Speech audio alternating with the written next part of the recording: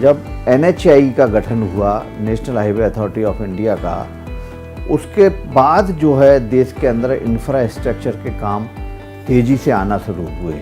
98-99 तक ज़्यादातर national highway 2 लेन थे। 4 लेन का जो काम था, पहला जो NHAI के पहले लॉट था, उसमें हमें आगरा ग्वालियर का स्ट्रेस था, जिसमें हमें कॉन्ट्रैक्ट मिला। और 99 के बाद हम लगातार NHAI के साथ काम कर रहे हैं। Adding life to your big ambitions, UltraTech, India's #1 cement.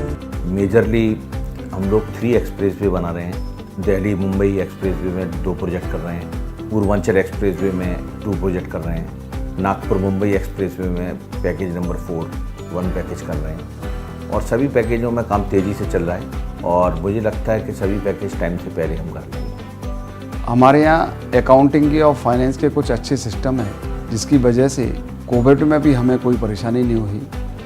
हमारी कंपनी AA रेटेड कंपनी है, जिसकी वजह से फाइनेंस की कॉस्ट भी बहुत मिनिमाइज कॉस्ट मिलती है हम लोग। सबसे पहला काम हमारे यहाँ क्वालिटी का है।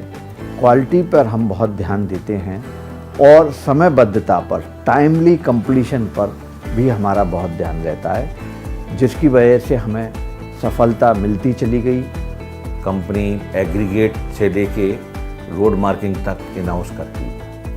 इंडिया जैसी कंट्री में हाईवे कंस्ट्रक्शन में बहुत बड़ा चैलेंज है लैंड एक्वायर करना। दूसरा, यहाँ पर माइनिंग की बहुत बड़ी चैलेंज है। यहाँ हमें ये भी देखना पड़ता है कि कोई भी रोड जो बनाने से पहले उसके लिए मेजर रॉ मटेरियल एग्रीगेट चाहिए।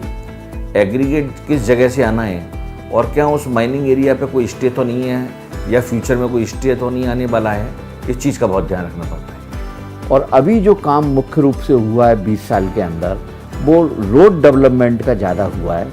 चाहे अमेरिका की रोड हो, चाहे यूरोप की रोड हो, हम उनसे बेटर रोड बना के आज हम इंडिया में बैठे हुए हैं और बना रहे हैं। अभी जो बाकी सेक्टर रह गए हैं, जैसे वाटर सेक्टर है और कई जगहों पर रेलवे 2 लेन ही चल रही है, अधिकांश जगहों पर 2 लेन है, तो रेलवे की 4 लेन की बहुत बड़ी डिमांड है, बहुत बड़ी गुंजाइश है देश के अंदर।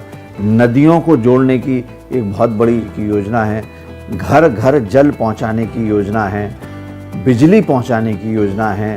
तो ये इंफ्रास्ट्रक्चर डेवलपमेंट का बहुत बड़ा काम देश के अंदर होने वाला है। इंडिया और इंटरनेशनल लेवल के टॉप मशीनरी खरीदने में हमने विश्वास रखा। कंपनी का फ्यूचर आने वाले समय में काफ़ी अच्छा है। सरकार की अभी डिसइन्वेस्टमेंट की जो स्कीम आई है, उससे इंफ्रास्ट्रक्चर को काफ़ी चांस मिलेगा और जो इस इंडस्ट्रीज के लीडिंग प्लेयर हैं, उनके लिए तो अपॉर्चुनिटी है।